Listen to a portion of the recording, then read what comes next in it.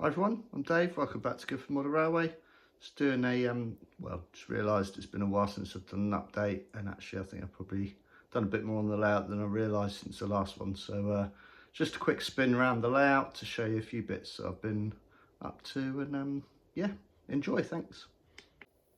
So I'm going to start off by showing my collection of locos. So those of you following me on eBay will probably see I've sold quite a lot of stuff lately. I think it got a bit out of hand, so I've spent quite a lot of time recently thinning down the collection. For example, the Acura Scale 66 is brilliant. I said I wasn't going to buy any. I bought one I think, got very excited about it, bought another 3. I don't need 3 of them. I kept slipping out of era and possibly region with the stuff I was buying, so it's getting out of hand, so I thinned down the collection. One of the primary reasons for doing this is I was trying to create a layout which would be able to show everything all at once, whereas actually I've got some on the display cabinet, but I can never have everything on a layout at once, not in the space I've got, and it's actually quite a generous space. So yeah, the fiddle yard is back to as it was before I started adding bits to it. I have added an extra junction here, which for those not familiar with the track plan probably means nothing, but it's really helped with the operational layout. But that's all part of it, is you add bits in as you come to realise what's needed. Other than that, hasn't really changed. As I say, other than the 2 inner lines here, I have removed all extra sidings from them. In the future I may well make this scenic. I've moved the TV screen which runs on these cameras, which again I need to move, so potentially in the future I may put up a back scene here and have the cameras looking behind and come out into the room a little bit. But the idea of this project was to have it completed within a year, so I'm going to continue to focus on the existing scenic section, and the fiddle yard runs perfectly for that, so I'm not going to make any further changes.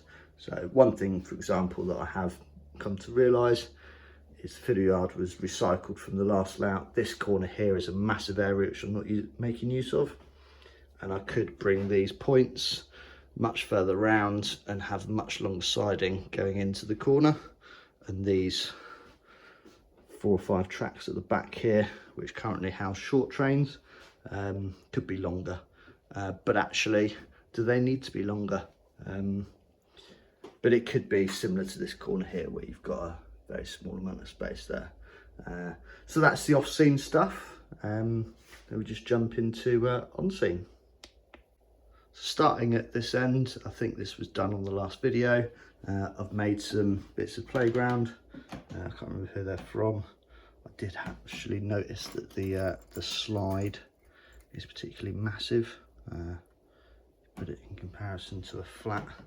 There's going to be some brave children out there to use that, but hey, you're young once, you're invincible when you are. So yeah, that's not all been put out yet, because I think I need to extend it and have it straight down there, so it's sort of a triangular shape in there, and then I'll put all the kit out and maybe paint it up a little bit more. But yeah, other than that, not really made any changes to the road scene here. I think the bit I like the most is actually the drop curb there. Don't know if you can really see it on the camera, but yeah, so a lot of thought detail has been put into that.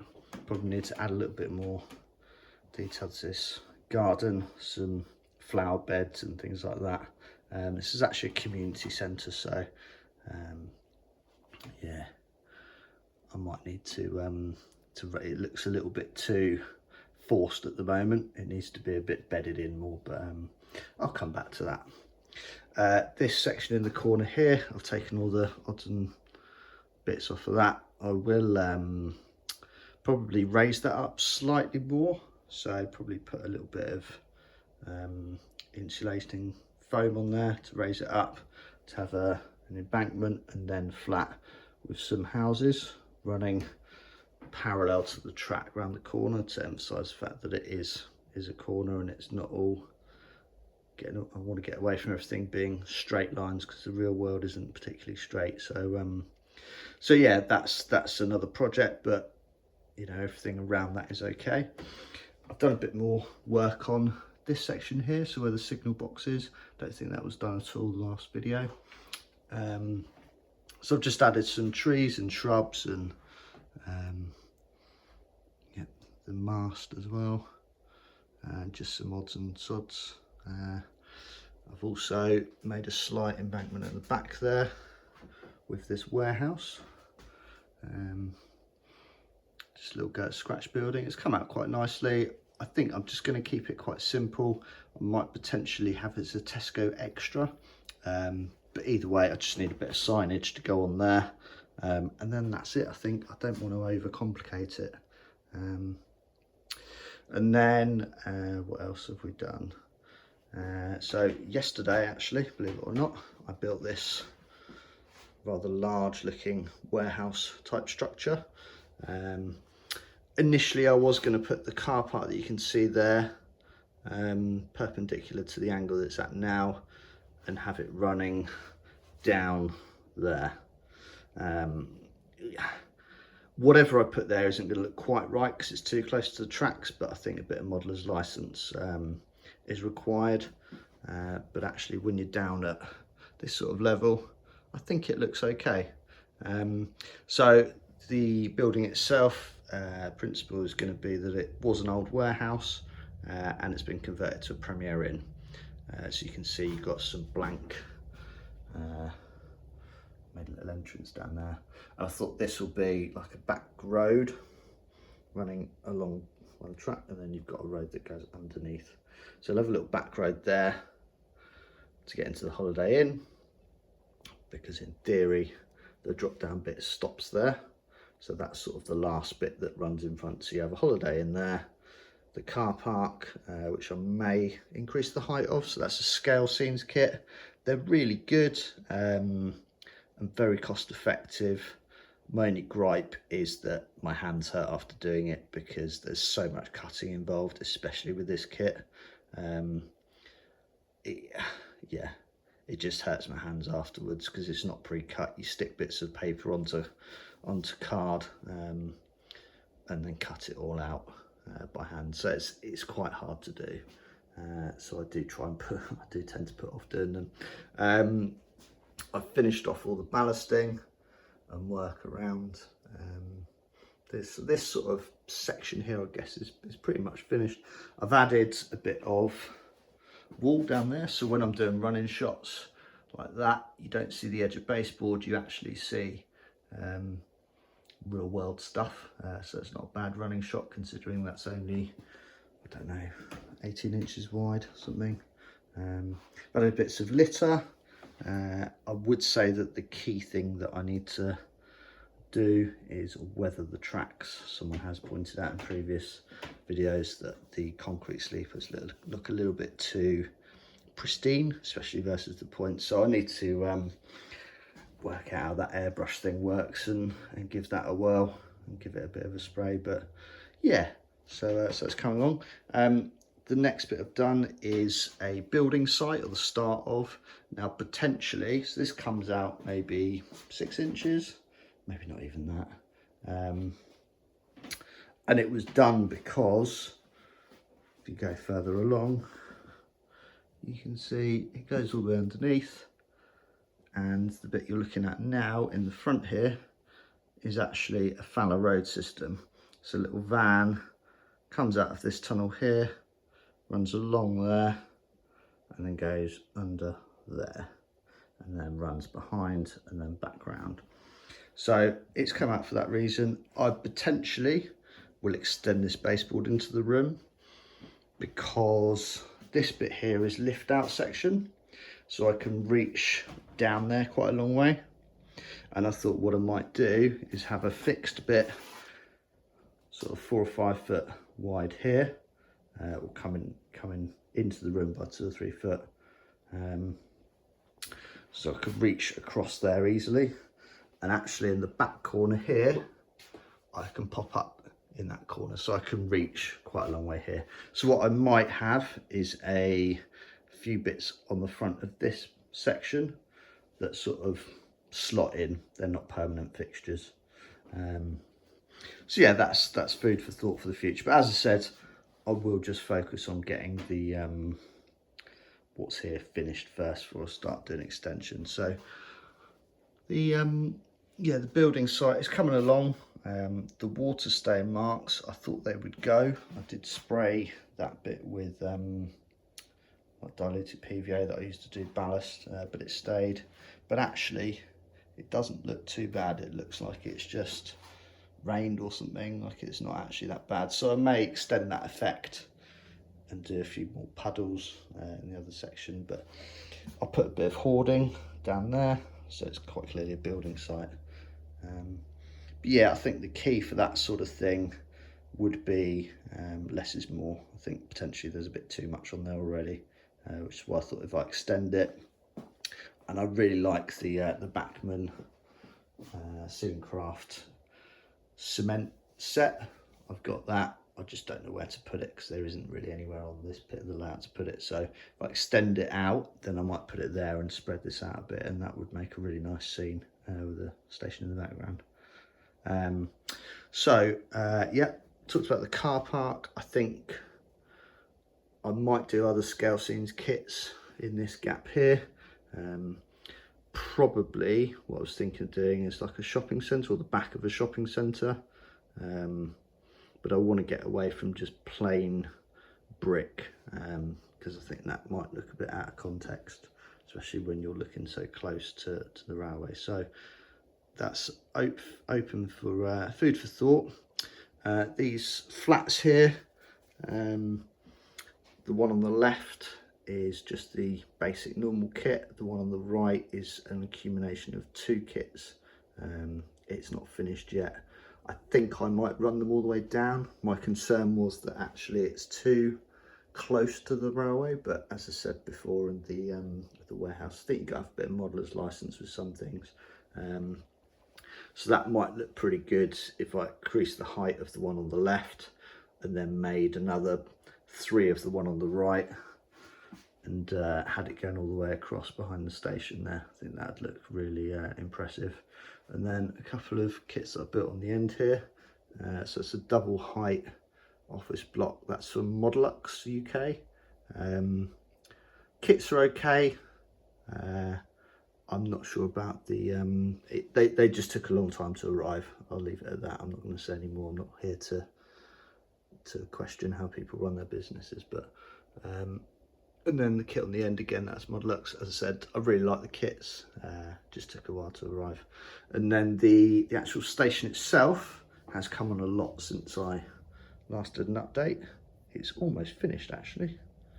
I did that without realising it. So the tops are just printouts, I think. I can't remember where from now, but it's just card wrapped in a printout paper card. So it's not ideal. You've got to be really careful you don't spray it or spill something on it, because it will mess it up. But actually the worst case scenario is you have to stick another bit of paper over the top, so not the end of the world. The lights are all working. I'll come on to I'll do a quick running bit in a minute so you can see all that. I've added loads of people, which I had before. The signs I've added. The station's never really finished. There's always extra little bits I can add in. Haven't got any seats on there yet, for example. But all the canopies, that was a bit of a long job, but yeah, just split it up into different sections and times and just did it bit by bit. So that's all the Metcalf kits. Canopy at the back, and I've actually used a couple of the island buildings, you probably can't see from the lighting, to prop up this bit of wood on the back here.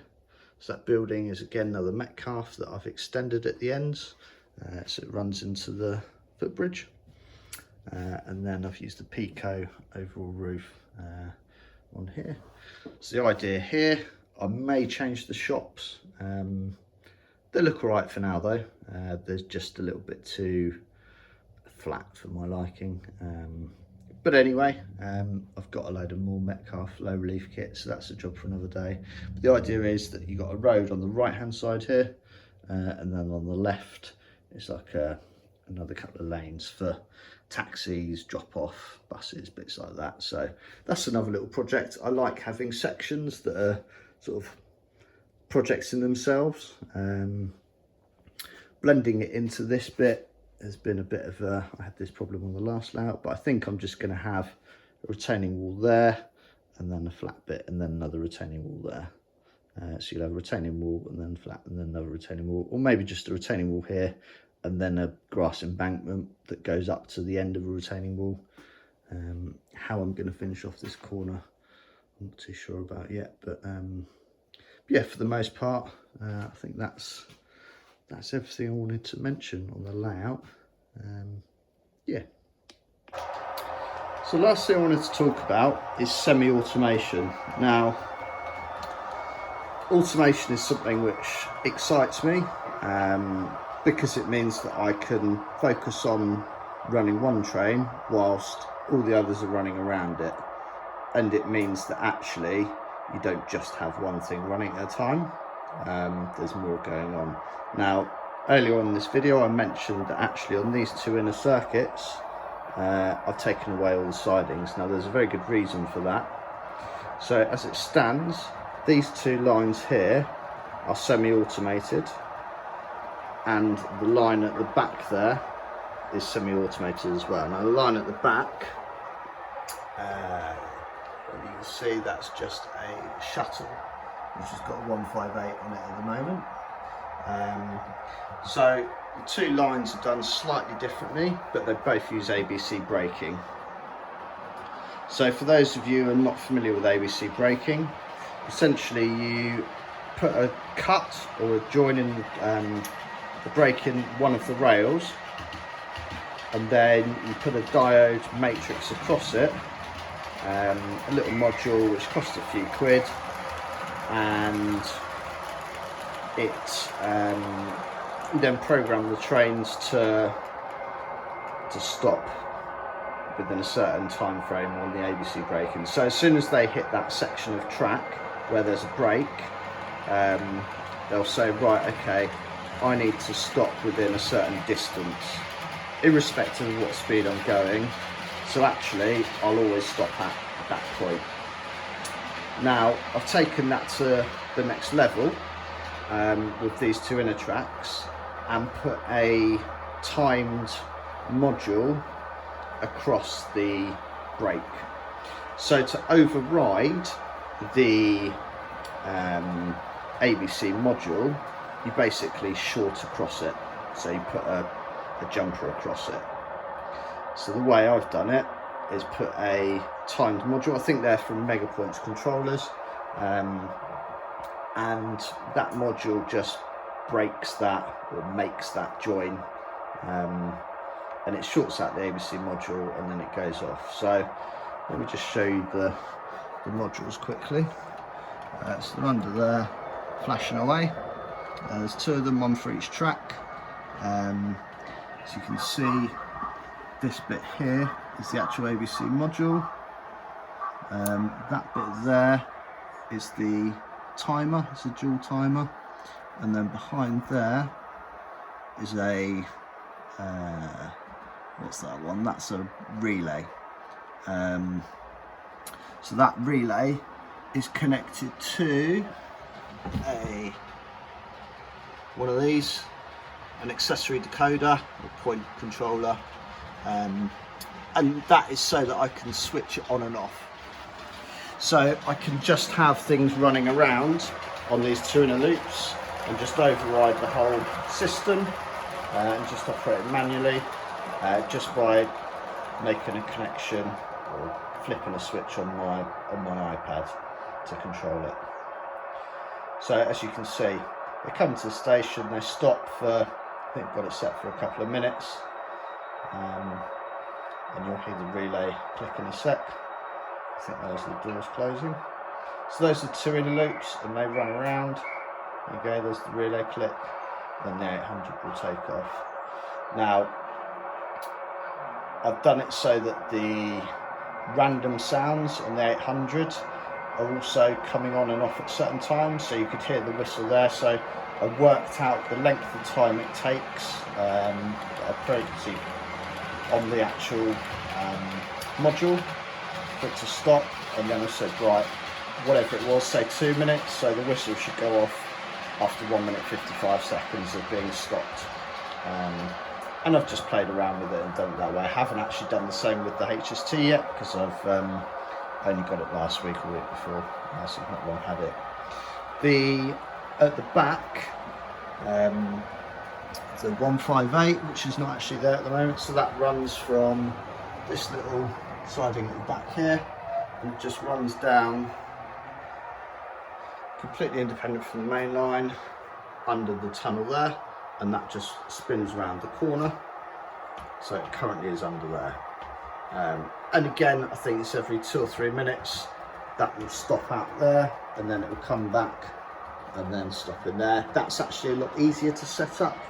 That's within the latest Locksound decoders, and I think some of the Zen Black decoders, where you just turn on ABC shuttle, tell it how long you want it to wait for, and as soon as it hits an ABC braking section, it will come to a stop, and then it will stay there for a predefined amount of time, and then it will go back again. And that's all in the decoder. It's very, very easy to set up if you've got a lock programmer.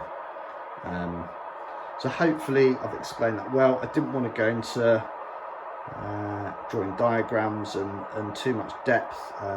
If people really want to understand it in a bit more detail, then there are plenty of videos and tutorials out there. That's how I learned it. And I'd say the benefit of it is it means that I can have a potentially busy station and only have to do one part of it, and that's running the freight. So I generally just leave these two running and shuttling, and the unit at the back, and then it means that I can operate these two lines, which actually merge into these two lines here. I can see the 158s coming out of the tunnel now. So let's just watch that.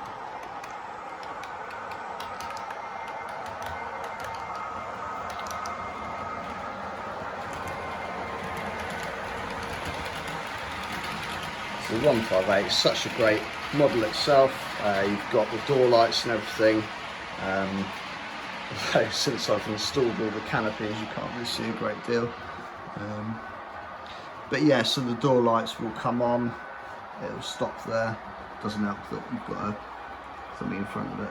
But yeah, so it'll stop there for a couple of minutes.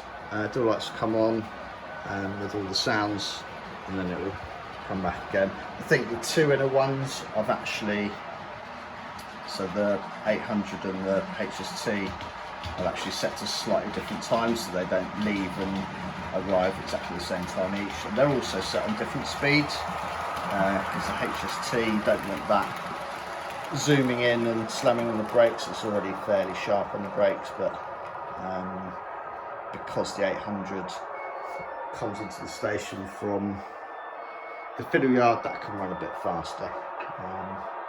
So yeah, hopefully that's explained how I run a little bit more. So it just means that operating sessions are a little bit more interesting. It also means that when I'm sat making buildings and cutting stuff out, then I can have more than just one thing running, and it doesn't go past every 30 seconds, it goes past every 3 minutes or so.